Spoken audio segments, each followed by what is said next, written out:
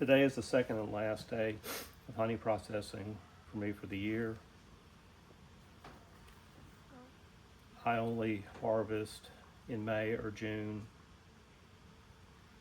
Either way, I always have my boxes pulled by the 4th of July because I like to have consistency of flavor.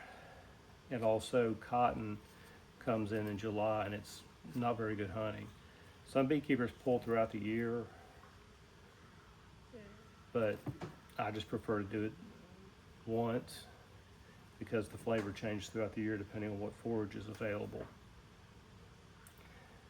I've pulled 12 supers this year, which is probably about average for me.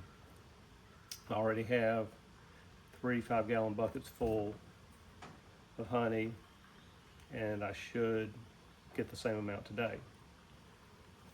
And what we have here is the first step of processing the honey. This is a capping tank.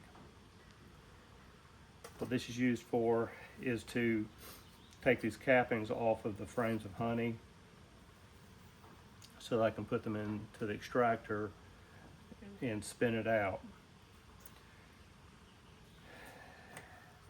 What we have here is a frame from 2 different hives. You notice this frame has pretty white cappings, and this one has dark cappings, and that's, from my understanding, based solely on the genetics of the bees. So also, if you look, these bees stopped right at the frame. These bees went on and built down below onto the bottom of the frame. Now the honey, from what I've sampled, tastes the same, but as an experiment this year, I'm going to extract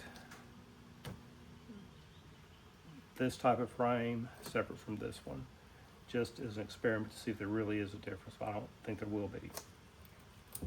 What I'm going to do is I'm going to demonstrate how to uncap these frames. Now, this side is completely flush with the frame. This side, see better on this, the bottom, it sticks out a little. So I'm going to uncap this 2 different ways. Since I have this side up, I'm going to use an uncapping knife.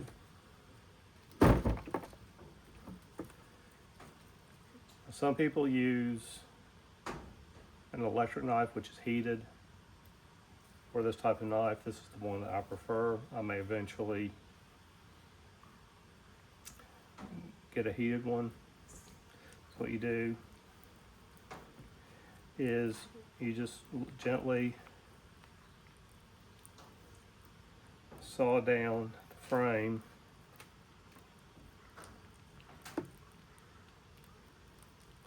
until you get to the bottom, and then I'm going to flip it over and get the other end. This not only opens up the caps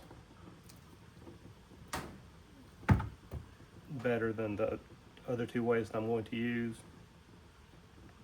it also helps the wax become more consistent, because some bees will, as you saw on the other side, will stay flat along with the frame, but some will build out, and this bulge is actually pretty small compared to what some bees will do. Now, I'm going to go ahead and use one of the other methods for uncapping. Now, since the knife wasn't able to get these because these were flush, I'm just going to scrape these off.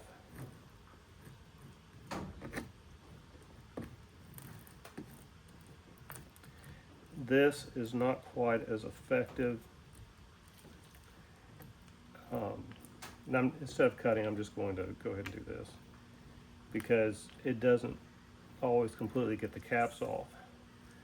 So when I harvest, or when I extract it,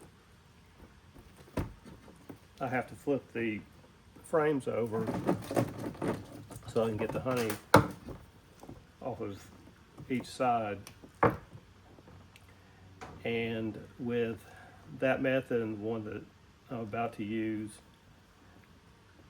it does not get the caps completely off, so whenever I flip it, I have to check each frame and go over it again. So this roller has these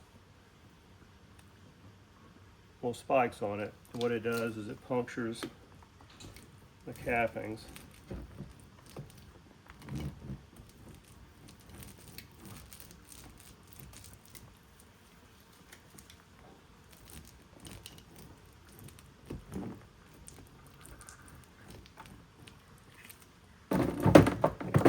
Go ahead and scrape the edges with this fork.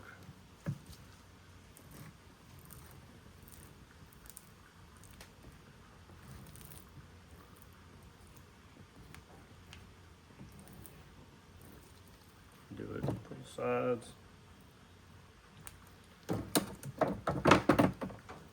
And from here, I'm going to put it in the extractor, spin out the honey, and then pour it into buckets.